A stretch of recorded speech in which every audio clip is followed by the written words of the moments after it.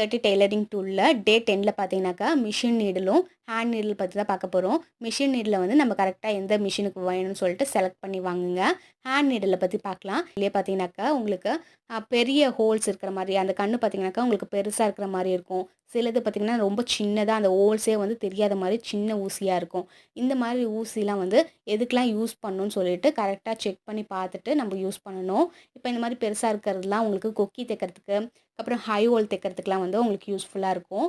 சின்ன சின்ன ஊசியாக வரும் பாருங்கள், அதோட கண்ணே ரொம்ப குட்டியாக இருக்கும். அந்த மாதிரி போர்ஷன்லலாம் வந்து நம்ம இந்த ப்ரெஸ் பட்டன் தைக்கிறதுக்கு, பட்டன் தைக்க, அப்புறம் இந்த பேண்ட்டில் வந்து பார்த்திங்கனாக்கா உங்களுக்கு ஸ்கூல் யூனிஃபார்மில் வர ஹூக் தைக்கிறதுக்குலாம் வந்து நம்ம யூஸ் பண்ணுவோம். இந்த மாதிரி கரெக்டாக பார்த்து அந்த நீடில் செலக்ட் பண்ணுறதுக்கும் பார்த்திங்கனாக்கா நிறைய மெத்தட் இருக்குது. இதெல்லாம் கரெக்டாக செக் பண்ணி வந்து வாங்குங்க. ஹேண்ட் நீடில்லையே வந்து உங்களுக்கு நிறைய சைஸஸ் இருக்கும். அந்த சைஸஸ் வந்து நான் வரப்போகிற நாட்களில் சொல்கிறேன். இந்த நீடிலை வந்து எப்படி யூஸ் பண்ணுறதுக்கு, எதுக்கெலாம் யூஸ் பண்ணுறதுன்னு பார்த்தோம். அடுத்த வீடியோவில் பார்க்கலாம்.